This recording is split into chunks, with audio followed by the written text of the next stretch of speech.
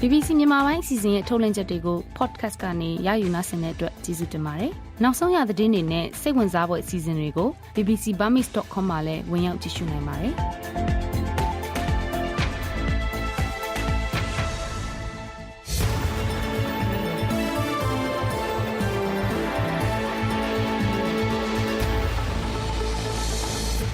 မင်္ဂလာညချမ်းပါခင်ဗျာဧပြီလ25ရက်စနေညချမ်း BBC မြန်မာပိုင်းအစီအစဉ်တွေကိုလန်ဒန်ကတင်ဆက်ပေးနေပါပြီ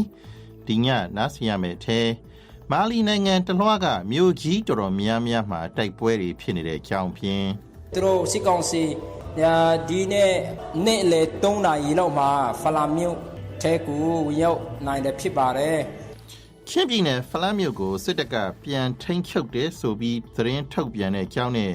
တရချောင်းမှာကော်တူလေးအာမီတိုက်ခိုက်လို့ KNU KNL တပ်သားတွေကြဆုံးတဲ့အကြောင်းတွေတင်ဆက်ပေးဖို့ရှိပါတယ်။ဒီညစီစဉ်ကိုကျွန်တော်ဘူဘူကတင်ဆက်ပေးထားပါတယ်။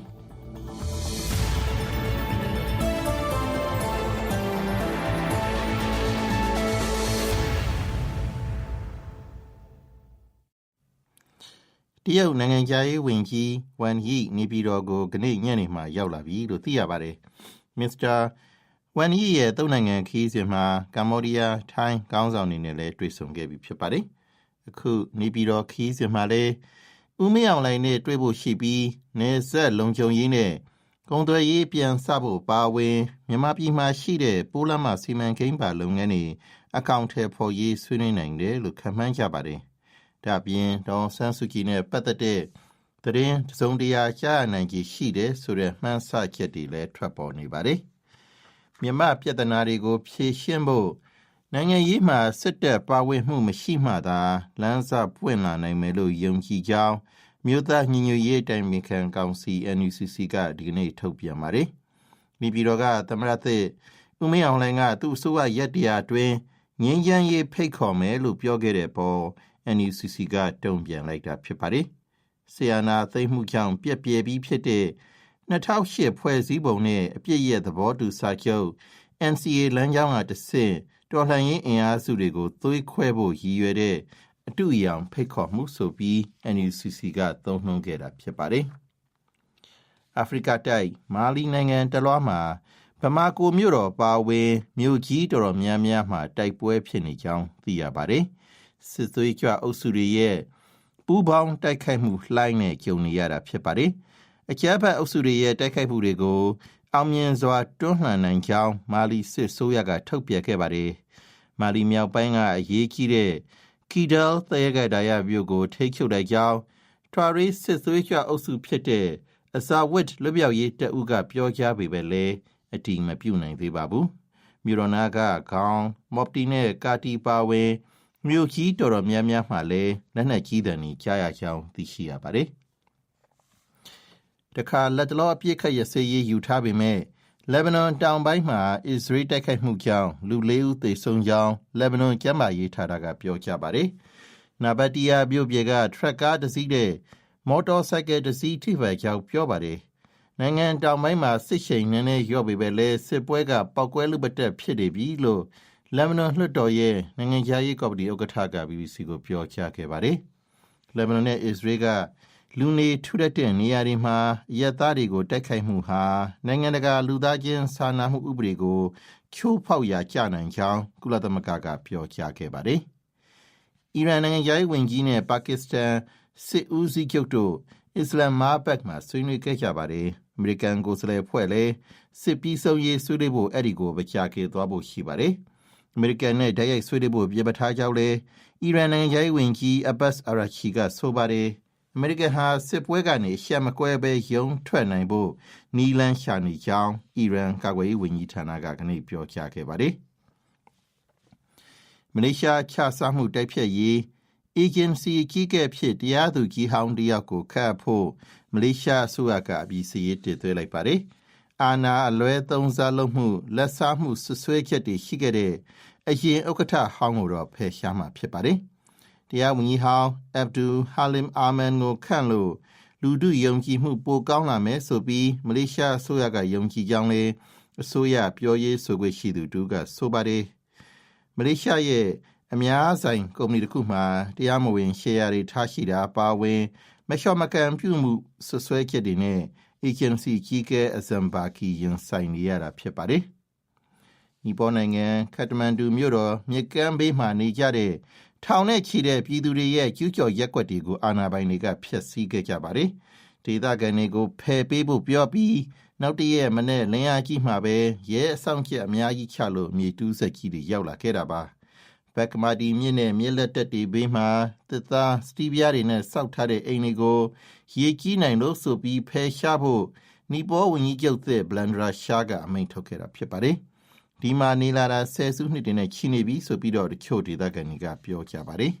။တခါနွေရာသီစကိုင်းတိုင်းနဲ့မကွေးတိုင်းကမြို့နယ်တွေမှာတောက်သုံးရေလိုအပ်ချက်နဲ့ရင်ဆိုင်နေရပြီးအသင်းအဖွဲ့တွေကရေကူပေးနေရတယ်လို့သိရပါတယ်။စစ်ဖြစ်နေတဲ့မကွေးတိုင်းမြိုင်ကရွာတွေမှာဆိုရင်ဒီနှစ်တောက်သုံးရေပိုရှားကြောင်းအညာမြေတပ်ပေါင်းစုဖွဲ့ကပြောပါတယ်။မြိုင်မြို့နယ်ထဲမှာ73စီ1လီတာကို1000ခွဲထိပေါက်ဈေးရှိနေတာဖြစ်ပါတယ်။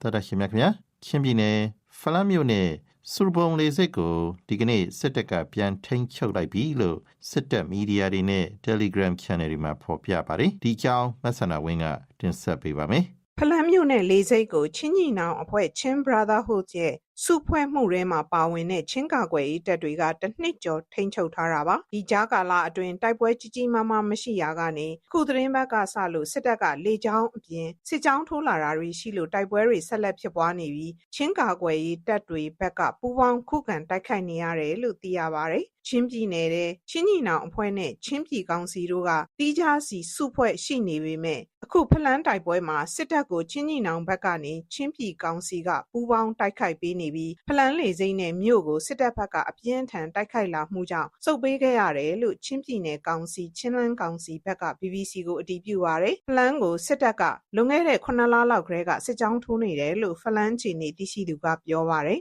သူတို့စစ်ကောင်စီဒီနေ့လေ3နာရီလောက်မှာဖလာမြို့ထဲကိုဝင်ရောက်နိုင်တယ်ဖြစ်ပါတယ်သူတို့ကစစ်ကြောင်း3ကြောင်းလောက်နဲ့လာတယ်ဗာတတာဖက်ကနေလာတဲ့သူရှိတယ်ပြီးခွန်လီရွာကနေရွှန်မော်ရွာပြီးဆူဘုံလေစိတ်ကိုသူတို့ရောက်နိုင်တယ်ပြီးစုံဖန်ရွာကနေလိုက်ကြောရွာပြီးဖလာမြို့အဲ့လိုမျိုးနဲ့လာတဲ့သူလည်းရှိတယ်အလေးရင်နှစ်စီနဲ့3ကျင်းလောက်ပေါ့နော်လေရင်ဘုံကျရာတွေတော့ရှိတယ်စုံဖုံလေစိတ်ဟာချင်းပြည်နယ်ထဲမှာရှိတဲ့တခုရီးသောလေစိတ်ပါစစ်တပ်ဘက်ကဖလန်းကိုတိုက်ခိုက်လာတဲ့ရည်ရွယ်ချက်အပေါ်ချင်းပြည်ကောင်စီရဲ့အဖွဲ့ဝင်တယောက်က BBC ကိုအခုလိုပြောပါတယ်CCCBC ပူပေါင်းပြောကျွန်တော်ခုခံကာကွယ်တာဖြစ်ပါတယ်ဒီကုန်းဒီနေရာတွေစစ်ကြောင်းတွေကများတော့တာဝန်နေရာတွေခွဲထားတာပဲဖြစ်တယ်ဆိုတော့စစ်ကြောင်းကတော့ဒီဖလန်းနဲ့ဒီလေရင်ကွင်းကနေတဆင့်ဒီချင်းပြည်အမြောက်ပိုင်းတွေကိုပြန်ပြီးတော့ထိန်းချုပ်ဖို့ကြိုးစားလာမယ်ပြီးတော့အထူးသဖြင့်ဒီအိန္ဒိယနဲ့ချင်းပြည်ချင်းနဲ့ဒီနေဆက်တလျှောက်ကိုလည်းအရိယာနဲ့တဆင့်ဆက်ပြီးတော့ထိန်းချုပ်ဖို့ကြိုးစားလာမယ်တော့ကျွန်တော်ကတော့နားလည်ထားပါတယ်ဖလန်းမြို့ဟာစကိုင်းတိုင်းကလေးချင်းပြည်နယ်မြို့တော်ဟာခါထန်တလန်တီးတိန်တို့နဲ့ထိစပ်နေသလိုအိန္ဒိယနိုင်ငံမီဇိုရမ်ပြည်နယ်နဲ့လည်းထိစပ်နေတဲ့နေရာဖြစ်ပါတယ်။ဒါအပြင်ဖလန်းကနေတီးတိန်အဲဒီကနေရီခေါ်ဒါနယ်ဇပ်ပေါအထိချိတ်ဆက်ထားတဲ့အရေးပါတဲ့အိန္ဒိယမြန်မာကုန်သွယ်ရေးလမ်းကြောင်းပေါ်မှာလည်းရှိနေတာပါ။ဟုတ်တယ်ရှင်မြတ်ခင်ဗျာ။ KNU တပ်မဟာလေးနယ်မြေဘိတ်တဝဲခရိုင်တရချောင်းမြို့နယ်ဟင်းကပိရွာမှာဧပြီလ22ရက်မနက်ပိုင်းကကော်တူလေးအာမီ KDL ကတိုက်ခိုက်လို့ KNU KNL တပ်ဖွဲ့ဝင်4ဦးနဲ့ကလေးငယ်2ဦးသေဆုံးခဲ့ပါတယ်။အဲ့ဒီနယ်မြေမှာကရင်လက်နက်ကိုင်ချင်းကြားမှာနှစ်ချီပြီးတော့မပြေလည်မှုတွေရှိနေတာပါကြောင့်လေကိုမောင်ကပြောပြပေးမှာပါKNU KNL တပ်မဟာနဲ့ပူးပေါင်းအဖွဲ့တွေစစ်တပ်ကိုတိုက်ခိုက်ဖို့စစ်စင်ရေးလှုပ်ရှားနေချိန်ကော်တူလေးအာမီ KDL အဖွဲ့ရဲ့တိုက်ခိုက်တာကိုခံခဲ့ရတာလို့ KNU ဘိတ်တဝဲခရိုင်တွဲရေးမှုက BBC ကိုပြောပါတယ်။တိုက်ခိုက်မှုမှာလုံခြုံရေးတာဝန်ခံနဲ့12နှစ်အရွယ်သားဖြစ်သူရောတပ်ဖွဲ့ဝင်3ဦးပါသေဆုံးခဲ့တယ်လို့ KNU တပ်မဟာလေးကပြောပါတယ်။ KDL အဖွဲ့က2023ခုနှစ်လောက်ကစပြီး KNL တပ်ဖွဲ့ဝင်တွေကိုမကြာခဏချောင်းမြောင်းပစ်ခတ်လေးရှိပြီးအခုနောက်ပိုင်းမှာတော့ KNL နဲ့မဟာမိတ်ဖြစ်တဲ့တော်လှန်ရေးအဖွဲ့တွေကိုပါပြစ်မှတ်ထားတိုက်ခိုက်လာတယ်လို့မြေပြင်ချင်းတွေသိရှိသူတွေကပြောပါတယ်။ ပြီးခဲ့တဲ့2နှစ်အတွင်း KTLA တိုက်ခိုက်မှုကြောင့် KNLA စစ်ဘက်ရေးရာကွပ်ကဲရေးမှူးဗိုလ်မှူးတူနဲ့တော်လှန်ရေးရဲဘော်တချို့အသက်ဆုံးရှုံးမှုရှိခဲ့တယ်လို့မြေပြင်သတင်းရင်းမြစ်တွေကပြောပါတယ်။ KTLA တပ်ဖွဲ့ကထိုင်းမြန်မာနယ်စပ်ကဘော်ထီဆိုတဲ့နေရာမှာခြေပြုတ်လှုပ်ရှားပြီးအင်အား200ခန့်သာရှိတယ်လို့မြေပြင်ခြေနေသိရှိသူတွေထံကသိရပါတယ်။ KTLA လှုပ်ရှားတဲ့ပတ်ဝန်းကျင်မှာမြစ်တာနဲ့ကြောင်မဲတာဆိုတဲ့စစ်တပ်စခန်းတွေရှိပေမဲ့တွားရောက်တိုက်ခိုက်တာမျိုးမရှိဘူးလို့ KNU ဘိတ်တဝဲခရိုင်တွင်းရေးမှူးပတိုစောရင်နာကပြောပါတယ်။ဒါကြောင့် KNU KNLA တို့စစ်ရေးလှုပ်ရှားနေချိန်ခြုံခိုတိုက်တဲ့ KTLA အဖွဲ့ကိုတော်လှန်ရေးအဖွဲ့အနေနဲ့လက်မခံဘူးလို့ပတိုစောရင်နာကပြောပါတယ်။ တရားချင်းချင်းတော့အထူးသဖြင့်တွေ့ထွဲတဲ့ပြဿနာမမြင်စေချင်ဘူးဒါပေမဲ့ဒီအဖွဲ့အစည်းကဘာနိုင်ငံရေးကြီးမချက်လည်းမရှိဘူးစစ်အာဏာရှင်တိုက်ဖြတ်လည်းဘာမှရည်ရွယ်ချက်မရှိတဲ့အတွက်ကြောင့်ကျွန်တော်တို့ကအဲ့ဒီကိုကကွယ်တဲ့အနေနဲ့မလွဲမရှောင်သာပြပြီးတော့အဲ့ဒီရှစ်ထုတ်ရမှာပေါ့နော်ဘိတ်တဝဲခရိုင်တွင် KNU အဖွဲ့ကိုတိုက်ခိုက်မှုတွေနဲ့ပတ်သက်ပြီးကရင်တပ်ဖွဲ့အချင်းချင်းဘလို့သဘောထားမူဝါဒရှိတယ်ဆိုတာကိုသိရဖို့ KTLA ဌာနချုပ်ကို BBC ကဆက်သွယ်ခဲ့ပေမဲ့ပြန်လည်ဖြေဆိုခြင်းမရှိပါဘူးအခုပြဿနာကဒေတာတွင်အကျိုးစီးပွားတဲ့ကရင်တပ်ဖွဲ့အချင်းချင်းအစင်မပြေမှုတွေကနေကြီးထွားလာတဲ့ပြဿနာလို့မြေပြင်ချင်းနေသိရှိသူတူကပြောပါတယ်အဲ့လိုမျိုးပုံစံနေပြီးတော့ကျွန်တော်တို့ဒီပြဿနာမရှင်းနိုင်ပဲねပေါ့နော်ဒီတစားကြီးထွားလာတာပေါ့ဗျာအရင်တော့ကျွန်တော်တို့ဒီပေါ့ KNLA နဲ့ KTLA ဖြစ်တဲ့ပြဿနာပေါ့နော်နောက်ပိုင်းကျတော့ကျွန်တော်တို့ဒီပေါ့တနွယ်ငွေတစင်ပါပေါ့ဗျာPDF တွေပါရောပေါ့နော်ဒီထိခိုက်ဒဏ်ရာရတဲ့ဟာတွေပေါ့နော်ဒီအန္တရာယ်ရှိလာတဲ့အပိုင်းတွေတော့ရှိလာတယ်ပေါ့ဗျာကော်တူးလေးအာမီ KTLA ကိုကရင်မျိုးသားကာကွယ်ရေးအဖွဲ့ KNDO ကနေယာရုတောင်ဝင်ရက်ဆိုင်ခံလိုက်ရတဲ့ဗိုလ်မှူးချုပ်နေသားများက2022ခုနှစ်မှာဦးဆောင်ဖွဲ့စည်းခဲ့တာပါ KTLA ကကော်တူးလေးနိုင်ငံကိုထူထောင်ပြီးကော်တူးလေးအစိုးရလည်းဖွဲ့စည်းထားတယ်လို့ကြေညာထားပါတယ်ခင်ဗျာသောတာရှင်များခင်ဗျာတရုတ်နိုင်ငံခြားရေးဝန်ကြီးဝမ်ယီရဲ့ဒီကနေ့မြန်မာပြည်ခီးမှာတော့အရင်သဘောတူခဲ့တဲ့ BRI စီမံကိန်းတွေအတွက်မဟာဗျူဟာကျတဲ့စီမံကိန်းတွေကောင်းထဲဖော်ရေးအတည်ပြုနိုင်ပါတယ် BRI တွေကအဓိကကျတဲ့မြစ်ဆုံစီမံကိန်းကိုအာနာသိန်းဆိုကဒီနှစ်ဆန်းမှာအရှိန်ဟုန်မြင့်ပြီးတော့ဖော်ဆောင်နေလို့ဒေသခံလူထုရဲ့စိုးရိမ်ချက်ဘလို့ရှိသလဲမသိန်းတွေကပြောပြပေးပါမယ်မြစ်ဆုံစီမံကိန်းဆိုတာကတော့မြန်မာနိုင်ငံအတွင်းမှာတရုတ်နိုင်ငံရဲ့ရင်းနှီးမြှုပ်နှံမှုတွေကတစ်ခုဖြစ်တဲ့လက်စစ်စီမံကိန်းကြီးတစ်ခုဖြစ်ပြီးတော့ကချင်လူထုအပါအဝင်မြန်မာပြည်သူတွေကလက်မခံတာကြောင့်ဒေါအောင်ဆန်းစုကြည်အစိုးရလက်ထက်အထိရွှေ့ဆိုင်းထားခဲ့တာပါဒေါအောင်ဆန်းစုကြည်အစိုးရလက်ထက်မှာတော့မြစ်ဆုံစီမံကိန်းကိုပြန်လည်သုံးသပ်ဖို့ကြေညာချက်တွေထုတ်ပြန်ခဲ့တာရှိခဲ့ဘူးပါတယ်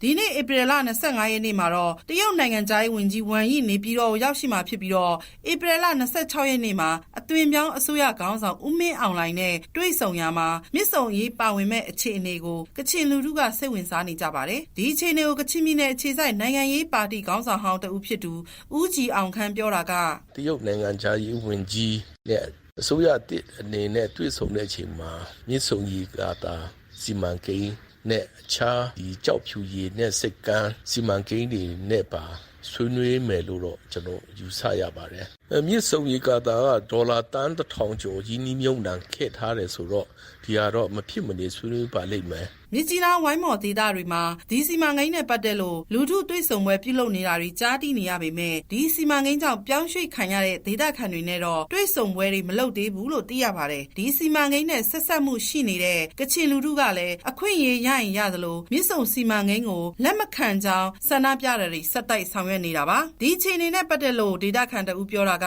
အခုပြည်သူလူထုနဲ့တွေ့ဆုံဆွေးနွေးပွဲလုပ်တာကတကယ်တော့ဟန်ပြပဲပေါ့နော်ပြီးရင်တော့သူတို့လှုပ်ချင်ရလုပ်နေတယ်ဆိုတော့တာတွေကိုကြည့်ချင်းအဖြစ်မြစ်ဆုံစီမံကိန်းပြန်စမယ်လို့တော့မြင်မိပါတယ်မြစ်ဆုံစီမံကိန်းလူထုတွေ့ဆုံပွဲရလဒ်နဲ့ပတ်သက်ပြီးအေယာဝတီမြစ်ဆုံမြစ်ညာမြစ်ဝမ်းရေရလက်စစ်စီမံကိန်းအထောက်အကူပြုဒေသခံကော်မတီဝင်လုပ်ငန်းအဖွဲ့ခေါင်းဆောင်ဦးနော်ခုံခန့်ဦးကြံခုံကတော့မြေပြင်မှာမြစ်ဆုံစီမံကိန်းနဲ့ပတ်သက်ပြီးလူထုတွေ့ဆုံပွဲသဘောထားကောက်ယူမှုတွေကိုပြုလုပ်လာတာပွဲပေါင်း10ခုကျော်ရှိပြီးလူပေါင်း1000နီးပါးတက်ရောက်ခဲ့တယ်လို့ BBC ကိုပြောပါတယ်မြစ်ဆုံစီမံကိန်းစာချုပ်တဲ့အတွက်ပြန်လည်ညှိနှိုင်းမှုတွေရှိပြီးဒေသခံတွေရဲ့အသံတွေစာချုပ်ထဲမှာပါဝင်မှာဖြစ်တယ်လို့ဆိုပါတယ်လက်ရှိမြေပြင်မှာတော့တခြားစီမံကိန်းအသစ်လည်းမရှိသေးသလိုမြစ်ဆုံစီမံကိန်းလုပ်ငန်းစိုက်စတင်တာလည်းမရှိသေးဘူးလို့ပြောပါတယ်ဒါအပြင်လက်ရှိအသွင်ပြောင်းအစိုးရဟာစီမံကိန်းနဲ့ပတ်သက်ပြီးပြည်သူထောက်ခံနေဖြစ်စေကန့်ကွက်နေဖြစ်စေဒီစီမံကိန်းကိုပြန်လည်စတင်ဖို့ကြိုးစားနေတယ်လို့ယူဆချက်တွေလည်းရှိနေကြောင်းဒေသခံတွေကပြောဆိုပါတယ်ရှင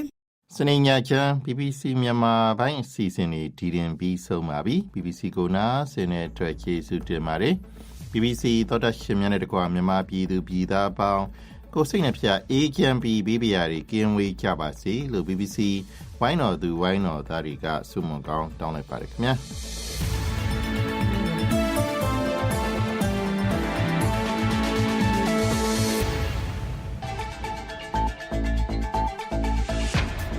BBC ကထုတ်လွှင့်နေတဲ့အစီအစဉ်တော်တော်များများကို www.bbcworldservice.com/podcast ကနေ download လုပ်ပြီးနားဆင်နိုင်ပါတယ်ရှင်။